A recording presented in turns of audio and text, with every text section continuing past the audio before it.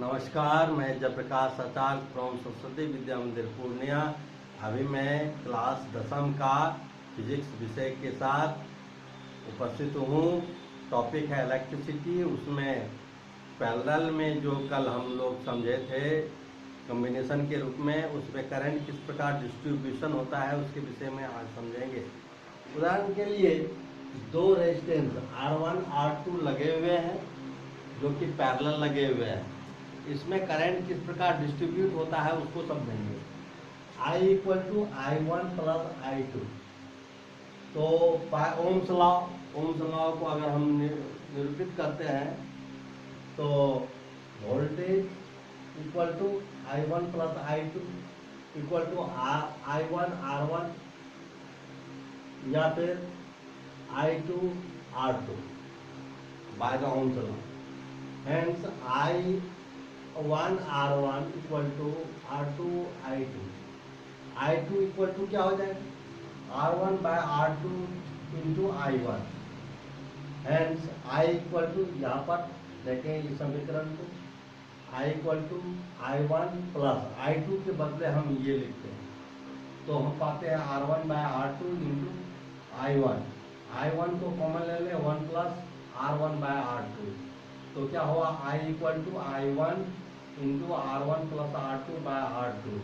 इस प्रकार I1 = R2 × I हो जाता है, R2 × I/R1 + R2। इसी प्रकार similarly I2 = I1 × R2/R1 + R2। इस प्रकार अगर R1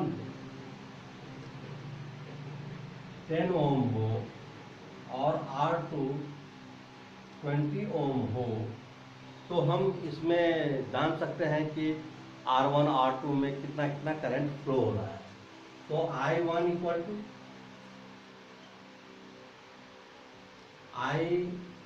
अगर ये 6 एम्पियर की धारा 6 एम्पियर की करंट बह रहा है तो 6 × R2 means 20 by 20 + 10 that is by 30 4 ampere. अगर ये 6 एम्पियर की करंट बह रहा है इसमें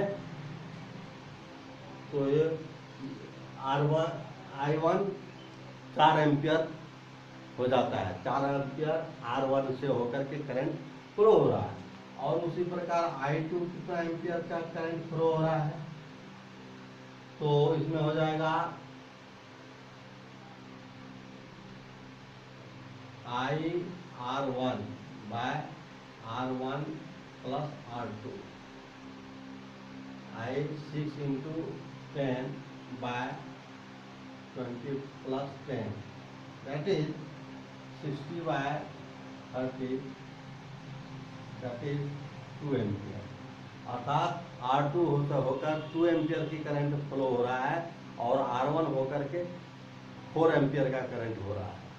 इस प्रकार पैरेलल में अगर कोई सर्किट लगी हुई है, कोई रेजिस्टेंस लगी हुई है तो उसमें करंट का डिस्ट्रीब्यूशन हो जाता है। और अगर सीरीज में करंट रेजिस्टेंस लगे हुए हैं तो उसमें वोल्टेज का डिस्ट्रीब्यूशन हो जाता है। इसको हम लोग कल पंप के सिद्धांत से भी समझे थे। आइए फिर पुनः हम लोग पंप का सिद्धांत लेकर पुनः समझने की चेष्टा करते हैं।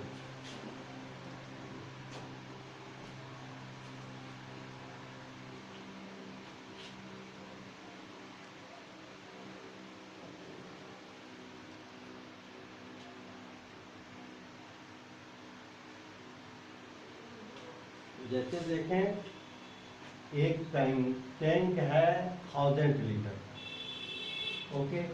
यहाँ पर पंप लगी हुई है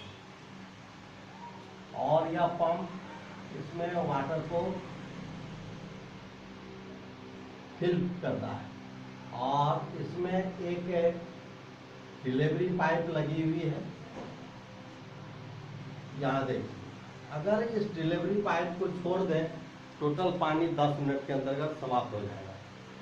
लेकिन इसको समझें हम रेजिस्टेंस में अगर सीरीज में लगाते हैं तो हम कैसे, अगर यह बूंद बूंद पानी गिरता है तो बहुत देर तक पानी चलेगा। अर्थात सीरीज में अगर करंट फ्लो हो रहा है तो बहुत देर तक करंट चल रहा है। जैसे एक पाइप पतला कर देते हैं, ये हुआ ए, और इससे भी पतला कर देते हैं, ये हो गया बी, और यहाँ पर थोड़ा सा मोटा कर देते हैं, ये हो गया सी।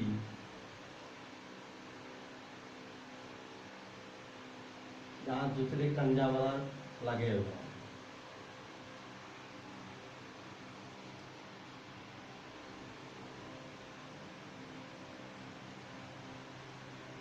तो ये पानी खींच करके मोक पंप इसमें डाल रहा है, और यहाँ धीरे से पानी धीरे धीरे A B C resistance, 3 resistance होकर के पानी धीरे धीरे पास कर रहा है। इसको सीरीज कॉम्बिनेशन कहते हैं।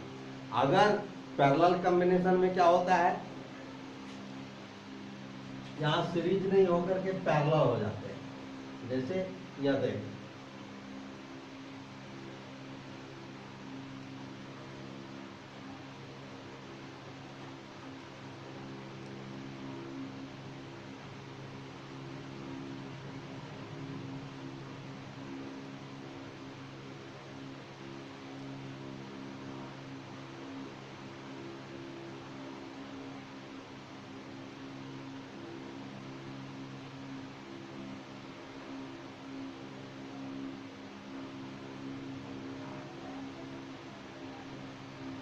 नल ए, नल बी, नल सी, ये तीनों कंजर्वर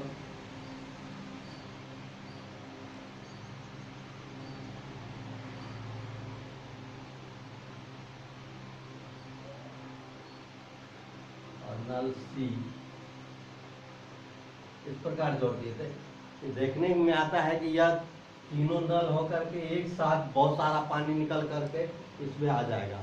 तो इस प्रकार अगर हम देखते हैं टंकियों में एक साथ सारे नल अगर घर के खोल दिए जाएं तो पानी 2 मिनट में समाप्त हो जाता है। अर्थात पैरेलल में जब बहुत सारे रेजिस्टेंस लगे रहते हैं तो बहुत ज़्यादा करंट फ्लो हो जाता है और तुरंत करंट समाप्त हो जाता है। इस प्रकार हम पंप के भादी से इस करंट का फ्लो रेजिस्टेंस सीरीज में और पैरेलल में समझ सकते हैं। धन्यवाद। इन्हीं शब्दों के साथ आज इतना ही, फिर आगे। धन्यवाद।